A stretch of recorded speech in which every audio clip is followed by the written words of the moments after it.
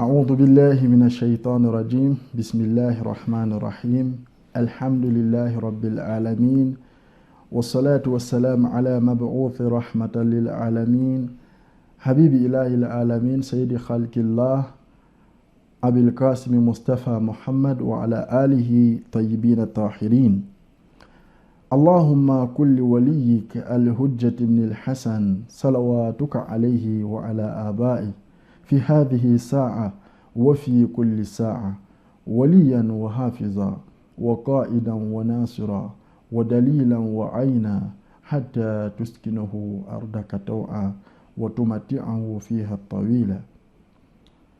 Honorables téléspectateurs de la Hadi Télévision, bienvenue à ce nouveau épisode de votre émission Al-Mahdawiya. Nous commençons cette émission en cherchant un refuge auprès d'Allah contre Satan, le lapidé. Nous commençons au nom d'Allah, le tout miséricordieux, le très miséricordieux. Louange à Allah, le Seigneur des mondes. Nous implorons Allah subhanahu wa ta'ala d'adresser les salutations de paix sur la plus noble des créatures, le prophète Muhammad, son bien-aimé, fils d'Abdallah sallallahu alayhi wa sallam, ainsi que sur sa famille purifiée. Honorables téléspectateurs, salam alaikum wa rahmatullahi wa barakatuh. Votre émission Al-Mahdawiya est pour vous servir comme d'habitude, Cheikh Hossein Fouapon, étudiant en théologie islamique. Al-Mahdawiya est une émission au cours de laquelle nous évoquons le sujet du sauveur de l'humanité, l'imam Al-Mahdi alayhi salam. Une émission au cours de laquelle nous essayons de répondre aux questions et de résoudre les ambiguïtés qui planent autour de ce sujet. Au cours de notre précédente émission, nous avons évoqué le sujet de l'investiture d'Al-Mahdi alayhi salam à l'âge de 5 ans. Nous avons essayé de répondre à cette question, nous avons essayé de résoudre cette ambiguïté en nous fondant sur le Coran et en vous relatant la naissance du prophète Isa alayhi salam, qui fut lui aussi investi prophète étant dans son berceau, qui a reçu le livre céleste étant dans son berceau. Un tel témoignage vient nous aider à comprendre qu'Allah subhanahu wa ta'ala est tout-puissant et il suffit qu'il veuille quelque chose que la chose se réalise. Si Allah subhanahu wa ta'ala a investi des enfants, des bébés dans leur berceau prophète, est-ce que devenir imam à 5 ans serait possible à Allah subhanahu wa ta'ala? Bien évidemment, non, sans l'ombre d'aucun doute. Fidèles téléspectateurs, la fois dernière, au cours de notre précédente émission, nous avons évoqué aussi l'imam Al-Jawad alayhi salam, l'âge à laquelle il fut investi imam. Nous avons parlé de son savoir, nous avons apporté des témoignages de la part des savants sunnites, en l'occurrence Ibn Hajar Haythami, Sibt Ibn Jawzi, et nous avons cité un hadith d'Abu Ja'far alayhi salam, imam Al-Baqir, qui dit Sahibu hadal amr asgaruna sinna, le sauveur de l'humanité, l'imam du temps est le plus petit parmi nous en matière d'âge, c'est-à-dire il sera investi imam en étant trop jeune. C'est le sens de ce hadith, et il sera aussi l'étranger plus que tous parmi nous. Fidèles téléspectateurs, notre émission d'aujourd'hui va se porter essentiellement sur le sujet. Il y a un hadith que je vais vous lire. J'ai lu le hadith dernièrement, mais nous n'avons pas eu le temps de traduire ce hadith parce que, en fait, on avait réservé ce hadith pour l'émission d'aujourd'hui. Alors, qu'est-ce que le hadith dit? Il est rapporté qu'Ala Rasulullah sallallahu alayhi wa sallam La yadhhabu ad-dunya hatta yab'atha Allahu rajulan min ahli bayti. Le messager d'Allah subhanahu wa ta'ala dit, ce monde ne périra pas jusqu'à ce qu'Allah subhanahu wa ta'ala suscite un homme des gens de ma maison. Et il continue en disant, yuwati'u ismuhu ismi wa ismu abihi ismu abi yamla'uha qistan wa adlan kama muli'at jawran wa zulma. Il dit, le nom de son père, son nom sera mon nom, et le nom de son père sera mon nom. Alors, le point sur ce hadith, il y a un petit problème sur le hadith en question. Le hadith en question est relaté dans les sources sunnites et dans certaines sources chiites aussi. Mais il y a problème. Les chiites disent que l'imam al-Mahdi alayhi salam est le fils de l'imam Hassan al-Askari alayhi salam. Il s'appelle Muhammad al-Mahdi. Il n'y a pas de problème. Le messager d'Allah s'appelle Muhammad. Ismuhu ismi. Là, il n'y a pas de problème. Mais le problème se trouve à quel niveau? Ismu abihi. Ismu abi. Le nom de son père est le nom de mon père. Ismu abihi. Ismu abi.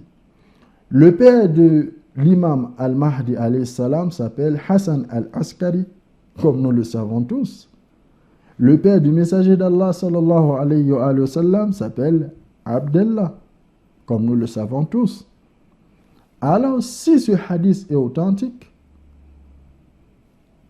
ça remet en question l'identité du Mahdi des chiites. Certains sunnites diront que, oui, nous le savons, son père s'appellera Abdullah. Il n'est pas encore né, Imam al-Mahdi. Mais son père s'appellera Abdullah. C'est fini, pas de problème. Mais chez nous, les chiites, il y a problème. Notre imam est déjà né. Et le nom de son père est Hassan Askari.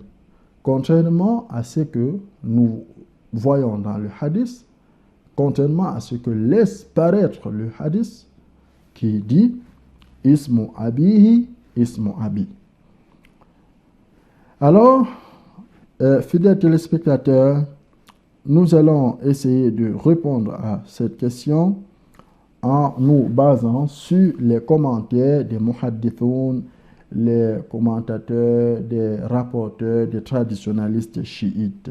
Pour répondre à cette question, nous allons nous référer aux traditionalistes, aux rapporteurs et aux commentateurs chiites qui ont commenté ce hadith. Le premier rapporteur est Allama Majlisi, qui est le célèbre savant et l'auteur du célèbre document Biharul Anwar. Il dit dans son document, il dit que qu'est-ce que le riwayat veut dire? Il dit qu'il y a problème. Il y a problème parce qu'en arabe, quand on dit abi, le mot est composé de alif, de ba, de ya. Mais quand on dit ibni, le mot est composé d'alif, de ba, de nun et de ya. Allama Majlisi, selon lui, le hadith serait plutôt ismuhu ismi wa ismu abihi ismu ibni et non ismu abi. Ça, c'est l'explication d'Allama Majlisi. Ça, c'est dans le Biharul Anwar, volume 51, page 104. Il dit, et bien évidemment, il y a eu des problèmes avec des hadiths, il y a eu ces problèmes. Et vous savez, en arabe, c'est en confondant un seul petit point, ça peut changer complètement le sens du mot. ça peut changer complètement le sens du mot en négligeant un seul petit point. Alors, Allama Majlisi nous dit qu'il s'agit d'une erreur et qu'en fait, le hadith serait plutôt le nom de son nom et mon nom, le nom de son père et le nom de mon enfant. Ismuhu, ismi wa ismu abihi, ismu ibni. Son nom et mon nom et le nom de son père et le nom de mon enfant. Faisant allusion à Imam al-Mujtaba, Hassan al-Mujtaba, alayhi salam, même s'il s'agit de Imam Hassan al-Askari, il est le fils du prophète, mais ils sont majoritaires à dire qu'il s'agit plutôt de Hassan al-Mujtaba, alayhi salam, Imam Hassan. Deuxième alternative, deuxième possibilité, autant pour moi, c'est mieux de dire deuxième possibilité. Dans la langue arabe, le nom, quand on dit ismun, le nom ismun, qui veut dire en français nom. Par exemple, mon nom, je m'appelle, quel est votre nom? Vous dites, son nom c'est... En arabe, quand on dit ismun, ça veut dire nom. Quand on dit ismu abihi, ça veut dire le nom de son père. Allama Majlisi nous fait comprendre qu'en arabe, quand on dit ismun, quand on dit le nom de quelqu'un, il peut s'agir en fait de son surnom. Il peut s'agir de son surnom. Ça n'exclut pas cela. On peut dire le nom de quelqu'un en parlant de son surnom. Et il continue en disant, lorsqu'on dit aussi Aboun, c'est-à-dire le père, il peut s'agir aussi du grand-père. Bien sûr, c'est vrai, nous employons généralement ce figure de style. En parlant de son grand-père, on peut dire mon père. C'est ce qu'Allama Majlisi est en train de nous faire comprendre qu'en arabe, on peut, en parlant de son grand-père, tout simplement l'appeler Aboun, c'est-à-dire le père. C'est une possibilité. Raison pour laquelle ce qui nous amène, nous conduit à une conclusion. Allama Majlisi nous fait comprendre que, parlant du père Aboun, il peut s'agir du grand-père. Et parlant du nom, il peut s'agir du surnom. Ce qui nous revient à dire, ce qui nous conduit à une conclusion, que le nom Ismu Abihi, ici, il s'agit du surnom. Et Abihi, ça ne veut pas forcément dire le père d'Imam al-Mahdi, mais son grand-père, qui est Imam Hussein alayhi salam. Là, ça devient clair. C'est l'explication, c'est une deuxième explication d'Allama Majlisi. Après une première explication, il dit, dans ce hadith, on dit Ismu Abihi. Ismu Abi, ça veut dire le surnom de son grand-père et le nom de mon père. Le surnom de son grand-père et le nom de mon père. Et parlant du grand-père, on fait allusion à Imam Hussein alayhi salam, qui est l'ancêtre de l'imam al-Mahdi alayhi salam, dont le surnom est Abu Abdillah. Et le messager, et selon l'explication d'Allama al-Majlisi, il s'agit plutôt du surnom de l'ancêtre d'imam al-Mahdi alayhi salam, qui est Imam Hussein, qui est appelé Abu Abdillah, qui serait le nom du père du messager d'Allah, qui est Abdallah. Ça, c'est une explication, une autre explication d'Allama Majlisi dans le Biharul Anwar, volume 51, page 103. Troisième possibilité.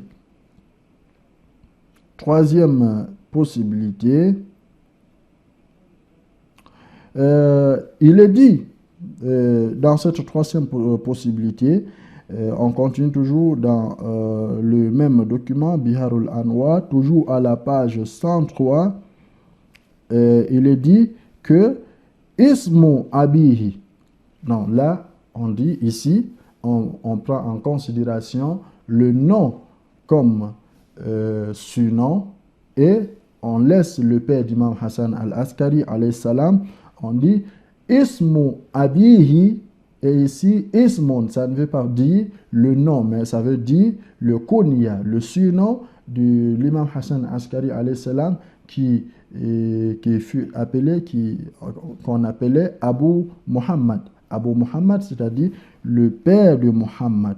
Ici, dans cette troisième possibilité, il est dit Ismu Abihi, Ismu Abi, c'est-à-dire le surnom de son père et le surnom de mon père. Alors, l'imam Hassan Askari alayhi salam est appelé Abu Muhammad et imam Hassan Askari, comme je le dis, est appelé Abu Muhammad et le père du messager d'Allah sallallahu alayhi wa sallam est appelé aussi Abu Muhammad. Ça, c'est une troisième explication. Quatrième possibilité. Allama Shushtari. Allama Shushtari, il dit tout simplement que cette partie du hadith est une fabrication. Cette partie du hadith est faible et c'est une fabrication des partisans de Muhammad ibn Mansour d'Avaniki ou bien de Muhammad Nafsu Zakiya. Donc voilà, autant c'est dans le Akhbar Dakhila, Allama Shushtari, page 229, il dit tout simplement qu'il s'agit d'une fabrication, car il y a eu des gens au cours de l'histoire comme Muhammad, fils de Mansour d'Avaniki, qui ont prétendu être prophètes et d'autres ont prétendu être le Mahdi, et pour cela, il fallait qu'on fabrique des récits pour pouvoir être dans cette ligne de mire, pour pouvoir avoir cette identité. Donc, il fallait ajouter cette partie qui ne faisait pas partie intégrante du hadith dès le départ. Donc, nous avons donné plusieurs possibilités que nous allons essayer de résumer. Première possibilité d'Allama Majlisi, il dit qu'il s'agit plutôt du surnom d'imam, du surnom du père de l'imam et du surnom du père du prophète qui est Abu Muhammad et Abu Muhammad, ou bien du surnom du grand-père de l'ancêtre d'imam al-Mahdi qui est Abu Abdullah Imam Hussein, et le nom du père du prophète qui est Abdullah. Et la troisième possibilité est qu'il, oui, nous l'avons déjà mentionné, et la quatrième possibilité est celle d'Allama Shushtari qui dit cette partie du hadith est une fabrication. Inch'Allah, prochainement, nous allons expliquer beaucoup plus en détail et nous allons apporter d'autres versions, d'autres possibilités pour pouvoir éclairer, pour pouvoir vous éclairer, honorables téléspectateurs de la Hadi Télévision. Sur ce, se referme l'émission d'aujourd'hui, notre émission Al-Mahdawiya d'aujourd'hui. Restez scotchés en continuité des programmes de la Hadi Télévision. D'ici là, qu'Allah subhanahu wa ta'ala vous protège. Je vous donne rendez-vous à notre prochaine émission pour un nouveau épisode d'Al-Mahdawiya. Wa sallallahu ala sayyidina wa nabiyyina Muhammad wa ala alihi tayyibina tahirin. Alhamdulillahi rabbil alamin. Wassalamu alaikum wa rahmatullahi wa barakatuh.